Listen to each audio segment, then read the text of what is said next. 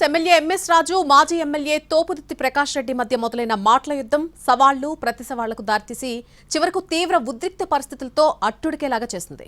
MS రాజు అక్రమాస్తులు నిరూపిస్తామంటే పోలీసులతో అడ్డుకుంటున్నారని ప్రకాష్ రెడ్డి వైపు నుంచి కామెంట్స్ వస్తే ఇక నుంచి నువ్వే నా టార్గెట్ అంటూ రాజు తేల్చి చెప్పారు. అనంతపురం నగరంలో గతంలో ఎప్పుడూ లేని తీవ్ర ఉద్రిక్త పరిస్థితులు కనిపించాయి.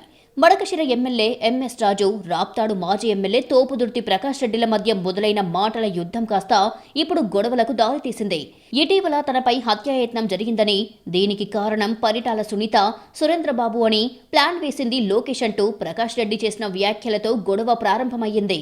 ఎమ్మెల్యే అయిన 3 నెలలకే కోట్ల రూపాయల మేర అక్రమాస్తులు సంపాదించావంటూ ఎమ్మెల్యే రాజుపై తోపుదుర్తి ప్రకాష్ రెడ్డి కామెంట్ చేశారు.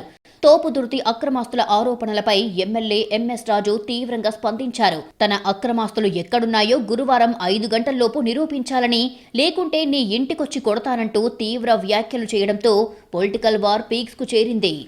సవాళ్లు ప్రతి సవాళ్లతో ప్రకాష్ రెడ్డి పార్టీ నేతల మీటింగ్ను ఏర్పాటు చేశారు. ఇందుకోసం భారీగా తరలిరావాలని పిలుపునిచ్చారు.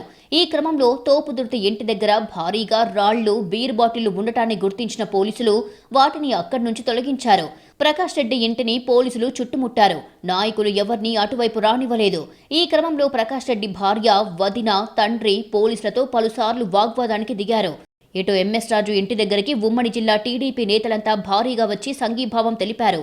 మరోవైపు పరిస్థితి చెయ్యి దాటిపోతుండటంతో పోలీసులు ప్రకాష్ రెడ్డిని అదుపులోకి తీసుకుని తోపుదుర్తి గ్రామానికి తరలించారు.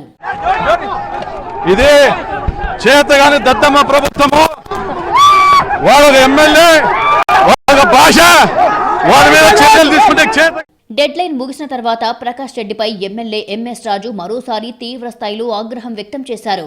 ఏ రోజు జిల్లాలో రెడ్లు మాలాంటి వారిపై దాడులకు దిగలేదని, అసలు రెడ్డి సామాజిక వర్గం గురించి తాను మాట్లాడలేదు అన్నారు. తన ఎదుగుదలలో రెడ్డి సామాజిక వర్గం ఉందని, వారంటే గౌరవం ఉందన్నారు.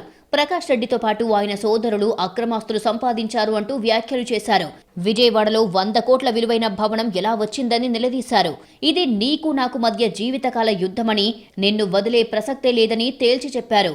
ప్రకాష్, నేను ఈ సందర్భంగా మాట్లాడుతా ఉన్నా, హెచ్చరిక అనుకుంటావో ఏమనుకుంటావో, ఈ పోరాటం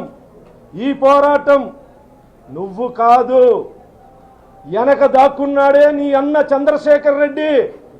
నా ఆరాధ్య దైవం నారా చంద్రబాబు నాయుడు గారి కుటుంబం గురించి, నారా భువనేశ్వరి గారి గురించి, మా యువనేత నారా లోకేష్ గారి గురించి, బ్రాహ్మణి మేడం గురించి నీచంగా మాట్లాడిన నీ అన్నని కటకటాల వెనక పంపేంత వరకు నా పోరాటం ఆగదు. నువ్వు ఎర మాత్రమే, నీ అన్ననా సరా, ఖబర్దార్ తోపుదుర్తి అని చెప్పి సందర్భంగా హెచ్చరిస్తున్నా. నీకు చేతనైంది చేసుకో. ప్రకాష్ రెడ్డి ప్రస్తుతం నివాసం ఉంటున్న ఇంటిని కొనుగోలు చేశారని, ప్రకాష్ రెడ్డికి అద్దెకిచ్చిన వ్యక్తికి విముక్తి కల్పించాను అని చెప్పారు ఎంఎస్ రాజు. తొందరలో రిజిస్ట్రేషన్ పూర్తవుతుందని, ఎప్పుడు ఖాళీ చేస్తావో తేల్చుకోవాలని సూచించారు. ఇలా ఒకరిపై ఒకరు తీవ్ర వ్యాఖ్యలు చేసుకుంటూ సాగించిన ఈ వ్యవహారంతో ఉదయం నుంచి సాయంత్రం వరకు అనంతపురం నగరంలో ఉద్రిక్త పరిస్థితులు కనిపించాయి. అయితే ఈ వ్యవహారం ఇంకా ఎంత దూరం వెళ్తుంది, ఎలాంటి పరిణామాలకు దారితీస్తుంది అన్నది ఉత్కంఠగా మారింది.